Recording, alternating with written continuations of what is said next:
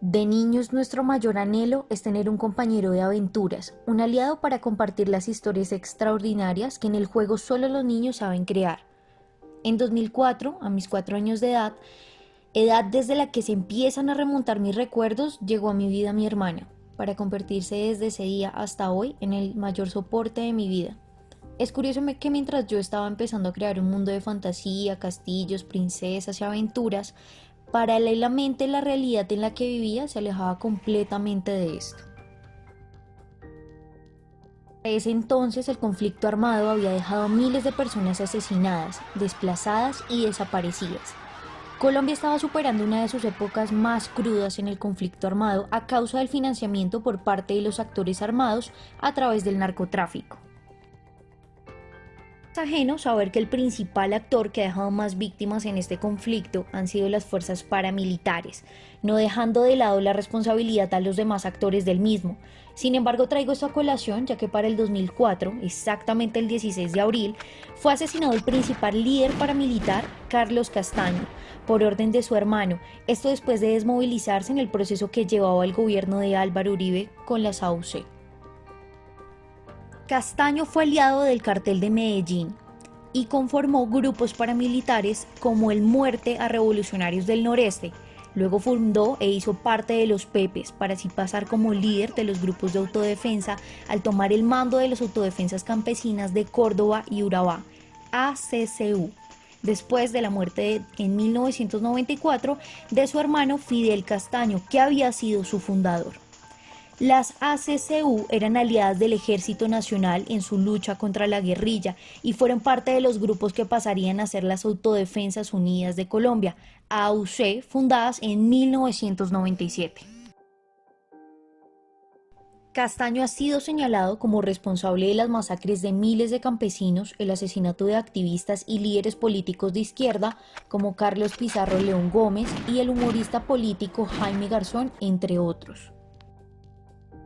La muerte de Garzón por parte de Castaño se debió a un favor del mismo oficiales de alto rango del ejército, dejando a la luz pública el conocimiento de la relación que había entre paramilitares y miembros públicos del Estado, teniendo en cuenta que el DAS participó en las desviaciones de la investigación para favorecer a los mismos. Tristemente, mi generación tuvo que crecer sin una figura indispensable para el desarrollo social del país, un inteligente crítico que seguramente en la actualidad nos ayudaría a comprender mejor la realidad que estamos enfrentando.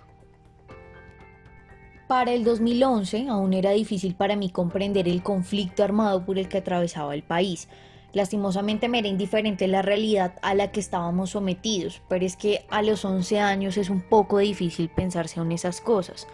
Para mí el centro de atención en ese año fue la llegada de mi perro. Como amante de los animales, esto es algo que ha marcado mi vida hasta el día de hoy. Ha sido mi compañía en los momentos más felices y tristes. Y más por estos últimos años en los que hay de esos días en que la realidad del país te abruma tanto que no aguantas las lágrimas. Para ese año el DAS, el ente que ayudó a que le arrebataran al país y a mi generación el tener a Garzón, se disolvió. Esta entidad estatal participó en la serie de operaciones ilegales que ejecutaron distintos agentes para espiar y socavar la legitimidad de importantes figuras públicas del país, claro está, opositoras al gobierno de Uribe, en la conocida parapolítica que se encargaba de poner al Departamento de Seguridad a disposición de los paramilitares. Participó también en el favorecimiento del enriquecimiento ilícito de narcotraficantes y en interceptaciones ilegales de llamadas conocidas como las famosas chuzadas.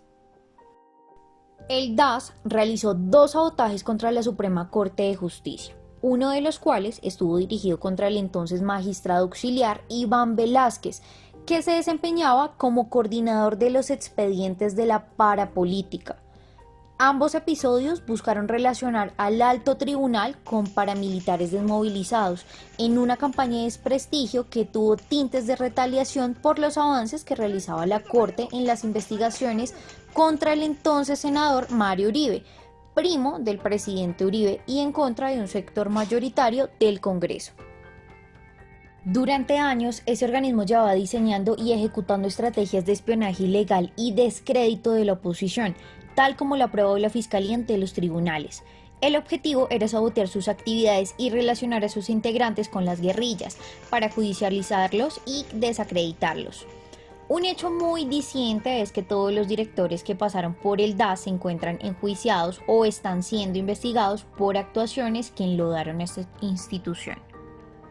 La fiscalía allanó el DAS y obtuvo cientos de documentos que probaron los delitos que se estaban orquestando desde ese organismo. Finalmente, los diversos señalamientos terminaron por sepultar al DAS, cuya liquidación fue ordenada en 2011 por el presidente Juan Manuel Santos. A simple vista, para esa época parecía que el conflicto estaba cesando, pero más allá de eso se estaba fortaleciendo con la ayuda de organismos del Estado. Para 2019 realicé mi primer viaje a México. Es un acontecimiento importante en mi vida porque siempre quise conocer de cerca su cultura y su fascinante historia de antiguas civilizaciones. Además, recuerdo perfectamente que para esa fecha, ya con conocimiento y comprensión de la situación de mi país, me fui extasiada porque para esos días, exactamente para el 8 de octubre, tras una indagatoria que duró 7 horas, la Corte Suprema de Justicia vinculó formalmente al expresidente Álvaro Uribe al proceso en su contra por presunto fraude procesal y compra de testigos. No era mucho, pero para mí era un paso. Ese año fuimos testigos de cómo el conflicto armado se enfocó en acabar con nuestros líderes sociales, principalmente en el campo. También fuimos testigos que este gobierno no le interesa acabar con el mismo, pues no le dio cumplimiento a los acuerdos de paz que se firmaron en La Habana, lo cual también influyó en el aumento de la violencia durante ese año. Desafortunadamente, estos escenarios dieron el primer impulso para generar un despertar por parte del pueblo, en el cual mi generación fue la principal protagonista y portavoz de la inconformidad y rechazo sobre esta ola de violencia que azotó al país y que dio paso al recordado 21N. Una jornada de manifestaciones multitudinaria a nivel nacional que buscaba encontrar un final a estos hechos de violencia, entre otros hechos que generaban desazón. En este escenario, nuestra generación vio cómo el conflicto armado se trasladó a la ciudad a plena vista de todos y se enmarcó con la muerte de Dylan Cruz por parte del ESMAD. Nos cuestionamos en que si esto había sido a plena luz del día, con miles de personas siendo testigos y con cámaras registrando cada acción, no nos queríamos ni imaginar lo que le hacían a nuestros campesinos. Sentimos rabia y miedo. No queríamos y no queremos que nuestros muertos queden en la impunidad.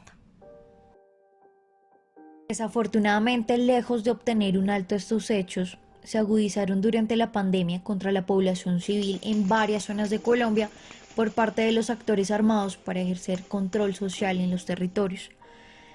Esto se vio reflejado en el incremento de masacres durante el 2020 y buena parte del 2021. Lo preocupante es que esto aún parece indiferente ante los ojos del gobierno, lo cual nos indica que este conflicto está lejos de acabar. Hasta la fecha, el conflicto armado en Colombia continúa y ha sido uno de los más largos del mundo. Es desgarrador ver la resiliencia que deben acoger las comunidades que viven en medio del conflicto y la violencia armada, porque a pesar de afrontar una realidad difícil, no se rinden y trabajan por un futuro mejor. Lo único prometedor sobre esto es que nosotros como actores externos desde las ciudades nos encontramos buscando un cambio, porque el pueblo despertó y se espera no parar hasta encontrar un fin a la impunidad de los causantes del derramamiento de sangre en el país.